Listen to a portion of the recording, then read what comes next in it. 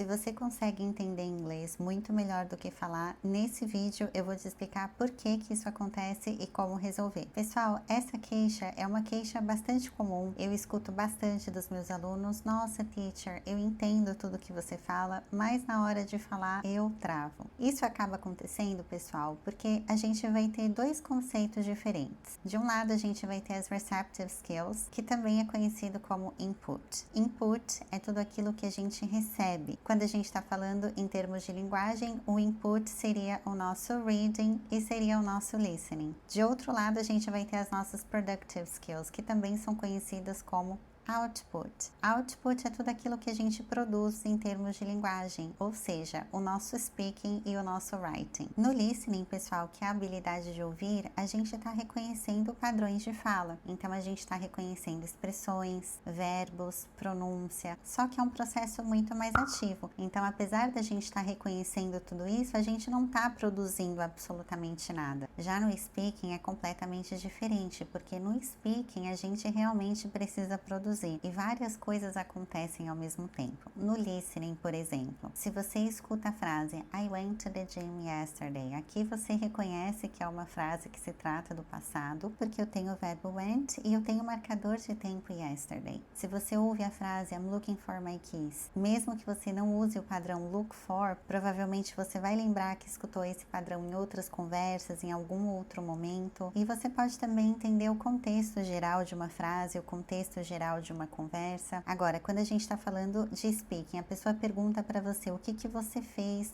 nesse fim de semana. Nesse caso, pessoal, vocês precisam lembrar o que vocês fizeram no fim de semana, vocês precisam lembrar dos verbos no passado em inglês para descrever o que vocês fizeram no fim de semana, vocês precisam organizar a ideia de como vocês vão comunicar isso, vocês precisam escolher o vocabulário que vocês vão usar, vocês precisam prestar atenção na pronúncia de vocês, e tudo isso acontece ao mesmo tempo em alguns segundos, porque a pessoa tá ali, você precisa responder essa pessoa de bate-pronto. Então vocês conseguem perceber como o speaking demanda muito mais esforço cognitivo. É por isso, pessoal, que muitas vezes existe essa queixa, poxa vida, eu consigo entender quando falam comigo, mas eu não consigo falar. E como que a gente faz para que isso se solucione, afinal de contas? Bom, pessoal, eu já falei isso em um vídeo aqui e vou repetir, não tem como a gente melhorar o nosso speaking sem treinar o nosso speaking. E quando eu falo de treino, eu não me refiro de treino somente pelo treino. Ou seja, não é que a pessoa, para melhorar o speaking, ela vai simplesmente sair falando de uma maneira desgovernada por aí, porque qualquer papagaio consegue fazer isso. E não é esse o nosso objetivo. Então, bom, como que a gente vai fazer isso acontecer de uma maneira assertiva? A primeira maneira, pessoal, é através de repetição. Eu sei que nem todas as pessoas gostam de ficar repetindo as mesmas frases com algumas variações, mas isso vai ser bastante importante para a gente conseguir automatizar quando a gente realmente precisar usar essas frases na vida real. Então, por exemplo, a gente pode pegar uma mesma frase e a gente pode fazer pequenas alterações nessa frase. Pegando a frase I went to the gym yesterday como exemplo, a gente pode dizer isso, ou a gente pode dizer I went to the gym last week. I went to the gym earlier. I went to the gym today. I went to the gym in the morning. I went to the gym in the afternoon. E assim por diante. Então, o início da frase, ele permanece sendo o mesmo, a gente só está alterando o final, só que a gente está conseguindo fazer várias construções diferentes. Uma outra coisa que a gente pode fazer que é bastante frutífera, a gente pega a base de algo que a gente quer comunicar e a gente muda o tempo verbal dessa comunicação. Então, ainda usando como referência ir para a academia. No passado, yesterday, I went to the gym. No presente, right now, I am at the gym. E no futuro, today, I'm gonna go to the gym. Esse exercício, pessoal, é bastante legal para a gente se habituar à mudança nos verbos. Então, como o verbo fica no presente, como que o verbo fica no passado, como que seria a construção desse verbo no futuro. Um outro padrão que a gente pode utilizar é o padrão de chunks. Chunks são blocos de palavras que vão funcionar juntas. Esse método é bastante legal, pessoal, porque a gente consegue diminuir bastante a carga cognitiva que aquele aluno vai ter. O que isso significa? Significa que quando a gente está falando, é muito mais frutífero a gente pegar palavras que funcionam juntas palavras e a gente colocar essas palavras juntas dentro de uma frase do que a gente pegar palavra por palavra, palavras soltas. Um exemplo de como isso acontece em português. Em português é muito comum a gente dizer: eu tomo café da manhã. Eu tomo café da manhã com a minha família. Eu tomo café da manhã sozinho. Eu tomo café da manhã com meu marido. Eu tomo café da manhã é uma chunk.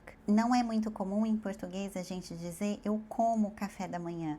É muito mais comum a gente dizer eu tomo café da manhã. Muito embora o verbo tomar ele esteja relacionado com coisas líquidas que a gente ingere, é muito comum a gente dizer tomar café da manhã. Mesmo que no café da manhã a gente não só tome o café ou o leite ou a água ou o suco, ou seja lá o que for. Muitas vezes no café da manhã a gente come também, mas é comum a gente usar esse verbo. Então, em inglês, a mesma coisa, a mesma lógica vai ser aplicada. Em inglês, é muito comum a gente usar o verbo have com refeições. O verbo have, essencialmente, ele tem o sentido de ter, ele tem o sentido de posse. Só que aqui a gente não pode atribuir o sentido literal, muito parecido com o português. A gente não vai atribuir o sentido literal de tomar. Então, pessoal, em inglês a gente poderia dizer I have breakfast in the morning. I have lunch at 1 p.m. I have dinner at night. Aqui eu já tenho várias chunks, ou seja, eu já tenho vários blocos de palavras que funcionam juntos. Eu estou mudando uma coisinha ou outra, mas a chunk essencial é falar sobre refeições e sobre quando que eu tenho essas refeições. Uma outra chunk bastante legal que a gente poderia usar, I tend to, que tem o sentido de algo que a gente costuma fazer no nosso dia a dia. I tend to go to the gym. I'm used to go to the gym. Então aqui uma outra chunk muito parecida com tend to, só que de outra forma. Aqui eu estou comunicando basicamente a mesma coisa, só estou mudando as palavras. Então, pessoal, usar chunks prontas é muito mais frutífero do que pegar palavras soltas. Muito mais frutífero do que pensar, então aqui eu tenho que usar a palavra I, depois de I eu tenho que usar o verbo to be am, e depois, será que dá para usar used to? Como que eu falo acostumado? Dessa forma, a gente acaba aumentando demais o nosso esforço cognitivo, a gente trava completamente, a outra pessoa que está conversando com a gente fica esperando por uma resposta, enfim. Então, não façam isso.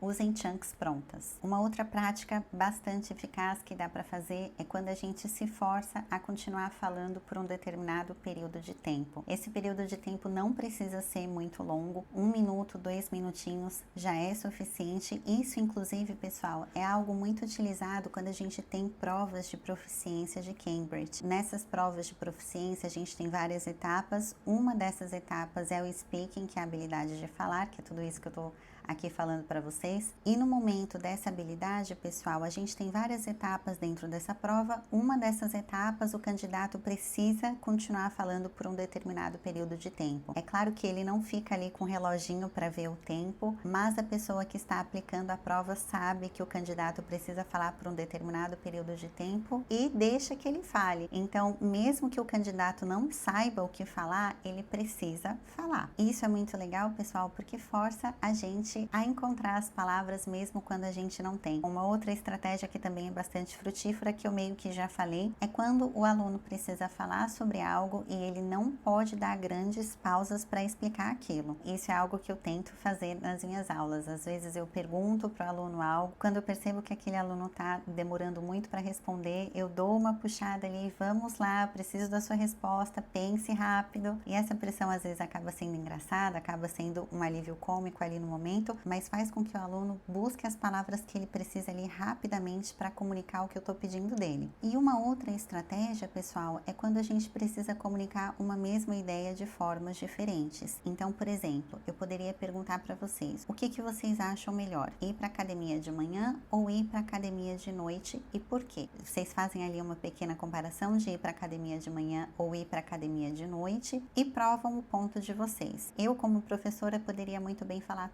tudo bem, eu entendi o seu ponto, só que agora eu vou querer que você defenda o ponto oposto. Então, se o aluno falou que prefere ir para academia de manhã, agora eu vou querer que ele defenda ir para academia à noite. Isso também é bastante legal, pessoal, porque vocês acabam pensando nos pontos positivos e nos pontos negativos de cada coisa. Ou seja, isso acaba trabalhando com a memória, isso acaba trabalhando com análise de diferentes pontos de vista, acaba trabalhando também com a velocidade de recuperação lexical. que é basicamente a velocidade com a qual o aluno consegue acessar aquela linguagem para ser utilizada no momento. Então, pessoal, eu dei todos esses exemplos para falar para vocês que, para vocês melhorarem a fala, vocês precisam falar, não tem outra forma, tá legal? Vocês não vão fazer isso indiscriminadamente, é sempre legal que a gente fale de maneira guiada, de maneira um pouco mais estruturada, porque como eu falei em outro momento do vídeo, falar por falar, qualquer papagaio fala, e não é isso que a gente quer que aquele aluno fale de maneira mais confiante e mais precisa possível. Então, a gente tem algumas estratégias para que isso aconteça. Caso vocês queiram fazer isso de maneira sozinhos, isso é super possível. Vocês podem usar a estratégia de falar sozinhos mesmo, não tem problema nenhum. Vocês podem criar um grupo no WhatsApp e mandar áudio para vocês mesmos. Isso também é um exercício bacana, você se ouvir falando inglês e você perceber os pontos de melhoria. Agora, pessoal, se vocês não gostam de estudar sozinhos, eu tenho um convite para fazer para vocês. Eu tenho um curso de inglês focado em speaking e listening, ou seja, uma habilidade de input, que foi o que eu falei no início do vídeo, e outra habilidade de output. Nesse curso, essas duas habilidades são as mais trabalhadas. E para quem é esse curso, pessoal? Esse curso é focado em alunos a partir do A2, ou seja, alunos que ainda são iniciantes, mas que já têm ali algum conhecimento do idioma, principalmente alunos, pessoal, que sentem que conseguem entender mais do que falar. É um curso que eu desenvolvi com muito carinho, com bastante dedicação, e nesse curso os alunos têm a possibilidade de praticar bastante a fala. Não é um curso gravado, é um curso 100% ao vivo, porque realmente acredito que a interação deve ser feita ao vivo e, portanto, as vagas são limitadas, pessoal. Caso vocês tenham interesse em conhecer um pouquinho mais esse curso, eu vou deixar um link aqui embaixo, no qual vocês podem entrar em contato comigo e agendar uma pequena conversa. Nessa conversa eu consigo diagnosticar, falar qual que é o nível de inglês de vocês e, portanto, te guiar aí para qual seria o melhor curso para você. Pessoal, muito obrigada pela atenção de vocês and see you again next video.